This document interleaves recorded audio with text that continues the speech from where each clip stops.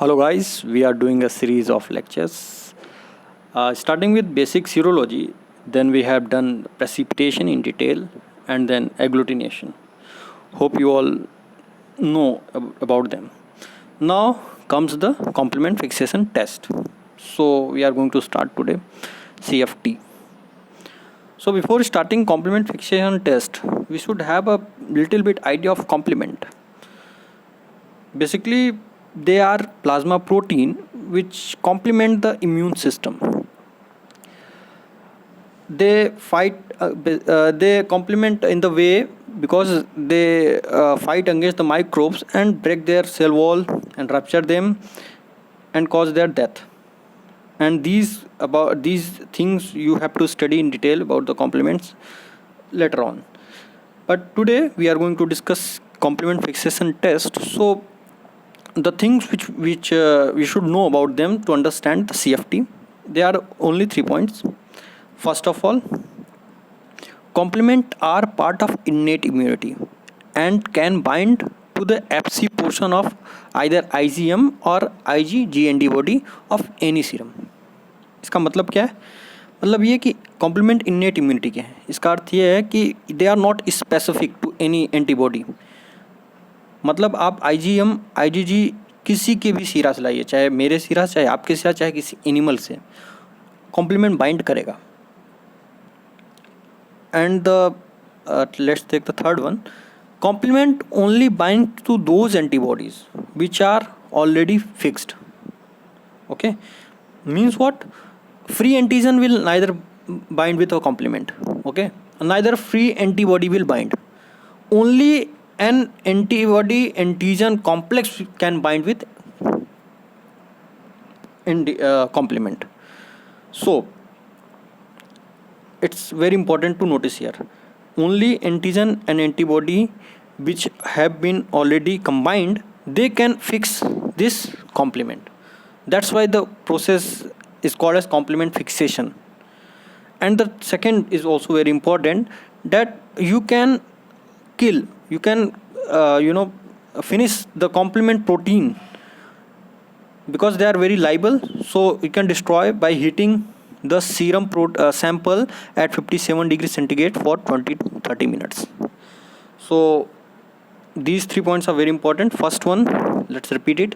First one is that it is not it is part of innate immunity, so it is not very specific. It can bind with any IgG, IgM.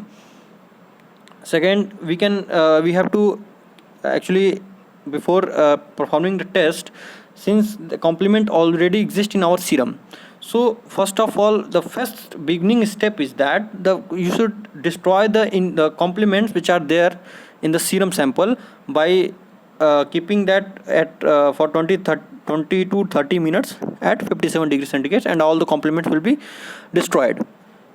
And third is, complement will bind to only those antibody which has been already bind to an antigen. So only three things are very important. Now next, there's a figure, you can see the Fc portion. The Fc portion of antibody has been bind with the C1. C1 means the first complement, and it is binded because the antibody has been already binded with the antigen. So this is just showing that कि अगर antibody antigen से bind है तभी उससे complement bind करेगा, वरना नहीं करेगा. Now comes to principle. अब देखिए, any serological test is performed for purpose of identification of antigen और antibody in the serum sample. सीधी सी बात है, अगर हम किसी भी सीरोलॉजिकल टेस्ट को परफॉर्म कर रहे हैं, हमारा जो एम है वो यही है कि हम एंटीबॉडी या एंटीजन को पहचान लें सैंपल से. तो अगर हम CFT भी, क्योंकि ये सीरोलॉजिकल टेस्ट है, तो it's also have the same aim, लेकिन कुछ अंतर है. आइए देखते हैं. In precipitation test the foundation was the antigen should be soluble.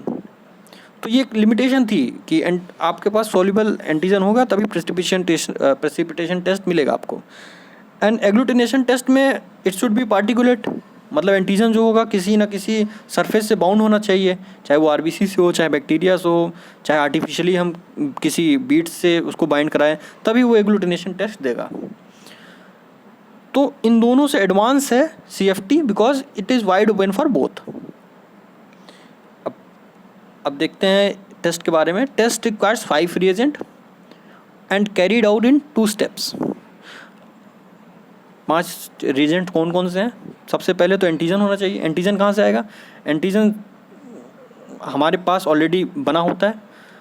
मतलब अगर किसी बीमारी के लिए अगर हमें देखना है, अगर कोई पेशेंट इन्फेक्टेड है तो उसके अंदर एंटीबॉडी उसके ब्लड में होगी, और जिस डिजीज़ के लिए हम चेक कर रहे हैं उस हमें पता है जिस सिम्टम है तो उसका एंटीजन हमारे पास होगा। तो antigen from market, antibody is always there in the serum sample and the complement. अब कॉम्प्लीमेंट कहाँ से आएगा? कॉम्प्लीमेंट देखिए, मैंने कहा कि यहीं पे ये जो फर्स्ट पॉइंट था अपना बड़ा इंपॉर्टेंट था कि कॉम्प्लीमेंट स्पेसिफिक नहीं होता। तो हम कॉम्प्लीमेंट किसी भी एनिमल से ले सकते हैं। तो बेसिकली हम लेते हैं किसी लैब एनिमल से। तो लैब एनिमल में जनरली हम लेते हैं गिनिया पिग से। तो गिनिया पिग से हमने कॉम्प्लीमेंट लेके कलेक्ट कर लिया। एंटीबॉडी हमारे सैंपल जो हमें दिया गया है जिसमें चेक करना है वो उसमें है। एंटीजन जो है वो मार्केट से अवेलेबल है। ओके, एंड ये तो आइए टेस्ट सिस्टम की बात हो गई। अब हमें इंडिकेटर में पता कैसे चलेगा कि कॉम्प्लीमेंट फिक्सेशन हुआ है कि नहीं हुआ? इसके लिए सीप की RBC ले लेते हैं और एम्बोसेप्टर। What is एम्बोसेप्टर?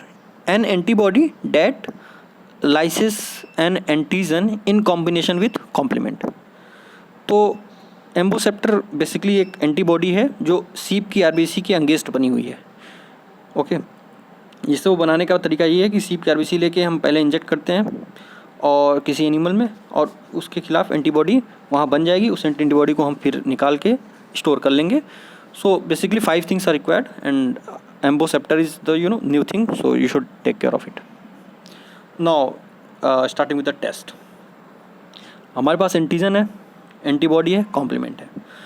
एक स्पेसिफिक टेम्परेचर टाइम के लिए हमने तीनों को मिला दिया। अगर पॉजिटिव सबसे पहले हम पॉजिटिव टेस्ट की बात करते हैं। पॉजिटिव टेस्ट है तो एंटीजन जो होगा उसी का एंटीबॉडी है, तो they will bind, and as soon as the antigen binds with the antibody it can fix the complement and the all the complement which are there in the solution can fix with this sample and no more complement is there in the sample। Serious समझिए, आपने एक sample लिया, sample में antibody पहले से है, आपने antigen बाहर से डाला और एंटीजन एंटीबॉडी कॉम्प्लेक्स हुआ क्योंकि जो एंटीबॉडी आपने डाली है, जो एंटीजन आपने डाला है वो एंटीबॉडी के कॉम्प्लीमेंट्री है तो वो बाइंड कर गए। और जैसे ही एंटीजन कॉम्प्लेक्स हुआ, आपने फिर उसको जो कॉम्प्लीमेंट जो आपको गिनिया पिग से मिला है, चूँकि वो कॉम्प्लीमेंट का ये कैरेक्टरिस्टिक है कि स्पेसिफिक नहीं होता, इसको बस IgG या IgM एंटीबॉडी चाहिए, किसी का भी हो वो बाइंड करेगा। तो ये बाइंड करेंगे ये तीनों आपस में, और चूँकि हमें पता है कि एंटीबॉडी अबंडेंट है और एंटीजन और कॉम्प्लीमेंट हम एक फिक्स्ड रेशियो में डालते हैं, तो उसके बाद कोई भी कॉम्प्लीमेंट अगर एंटीजन एंटीबॉडी जो है स्पेसिफिक हैं तो कोई भी कॉम्प्लीमेंट सैंपल में हमारे नहीं बचेगा। फिर सेकेंड स्टेप में हमने क्या किया कि जो ब्लड है, जो RBC है जो हमने सीप से कलेक्ट किया है वो डाला, और एम्बोसेप्टर जो उसकी एंटीबॉडी है वो डाली। तो जैसे ही RBC और RBC का एंटीजन और जो एम्बोसेप्टर है उसका, चूँकि वो आपस में कॉम्प्लीमेंट्री हैं, वो रिएक्ट करेंगे। अगर कॉम्प्लीमेंट बचा हुआ होगा सिस्टम में तो वो रिएक्ट करेंगे, और जैसे ही रिएक्ट करेंगे हमें पता है कॉम्प्लीमेंट सीधे आगे, कॉम्प्लीमेंट जैसे ही पूरी सिस्टम शुरू होता है क्लासिकल पाथवे के थ्रू, C5 से C9 के बीच में पूरा मैग बनता है, मेम्ब्रेन अटैक कॉम्प्लेक्स, और वो सीधे RBC की मेम्ब्रेन को रैप्चर कर देगा, और जैसे ही रैप्चर करेगा हीमोलिसिस हो जाएगी, और हीमोलिसिस हमें दिखेगा क्योंकि ब्लड जो सैंपल होगा वो पिंक हो जाएगा। Okay, but in positive case, अगर पॉजिटिव केस है, एंटीजन एंटीबॉडी कॉम्प्लीमेंट बाइंड करेंगे, सैंपल में कोई कॉम्प्लीमेंट नहीं बचेगा, और फिर आप जब RBC और उसका एंटीबॉडी डालेंगे वो कंबाइन करेंगे, लेकिन चूंकि कॉम्प्लीमेंट अवेलेबल नहीं है तो कोई भी हीमोलिसिस नहीं दिखेगा। अगर कोई हीमोलिसिस नहीं दिखेगा तो हम कहेंगे भाई टेस्ट पॉजिटिव है, क्योंकि हीमोलिसिस नहीं है। इसका अर्थ ये है कि जो हमने एंटीबॉडी जो एंटीजन डाला है वो वाकई उसी बीमारी का है, and the patient is yes confirm tested for that particular infection. Negative test भी मैंने बता दिया है कि एंटीजन अब चूँकि एंटीजन जो है उस एंटीबॉडी का नहीं होगा, तो आप जैसे ही डालेंगे एंटीबॉडी उसके उस एंटीजन का एंटीबॉडी सैंपल में है नहीं, तो एंटीजन एंटीबॉडी रिएक्शन होगा नहीं, कॉम्प्लीमेंट फिक्सेशन होगा नहीं, तो कॉम्प्लीमेंट फ्री बचा रहेगा आपके सॉल्यूशन में। फिर आप सेकेंड स्टेप में जैसे ही उस सॉल्यूशन में आप कॉम्प्लीमेंट डालेंगे, जैसे ही आप शीप की आरबीसी डालेंगे और एम्बोसेप्टर डालेंगे, दोनों रिएक्ट करेंगे, और चूंकि कॉम्प्लीमेंट बचे हुए हैं सैंपल में, वो उस एम्बोसेप्टर और आरबीसी की सरफेस के जो एंटीजन है, जो कॉम्प्लेक्स है, उससे बाइंड करेंगे और कॉम्प्लीमेंट सिस्टम एक्टिवेट होगा, मैक बनेगा, मेम्ब्रेन अटैक कॉम्प्लेक्स, और उस आरबीसी की लाइसिस कर देगा। और आरबीसी लाइसिस होते ही, हीमोलिसिस होते ही हमें बाहर से विजुअल होगा कि ये चूँकि हीमोलिसिस हुआ है, इसका अर्थ ये है कि ये उस जो एंटीजन हम डाला उसका एंटीबॉडी इसमें नहीं है, इसका मतलब टेस्ट नेगेटिव है। अब ये फिगर के थ्रू समझते हैं उसी चीज़ को। देखिए, एक सैंपल रिएक्टिव है, नॉन रिएक्टिव। नॉन रिएक्टिव में जो है उस एंटीबॉडी है, नॉन रिएक्टिव में एंटीबॉडी नहीं है। फिर हमने उसमें फिक्स्ड रेशियो में एंटीजन डाला। अब एंटीजन डाला तो इसमें एंटीजन एंटीबॉडी रिएक्शन हो गया रिएक्टिव में। इसमें देखिए there is no reaction, it free antigen. And now complement, since complement added and antigen antibody is there, the complement will react with the Fc portion of the antibody, and all the complement get fixed with this antigen antibody complex, so no complement is there in the solution, they are free in the solution. But in this non-reactive, you can see the complement are free because there is no antigen antibody complex. And in the fourth step, you can see when RBC blood is added along with the emboceptor, they will not attract any complement because there no complement is free. And so after gradually these RBC will sink down at the bottom and no hemolysis is there. But non-reactive, you can see in the negative case, since complement is free and RBC are there with their emboceptor, the complement will bind with them and hemolysis can be seen easily. So guys, this was all for the complement fixation test. Hope you all get it, and thanks for watching. Thanks all.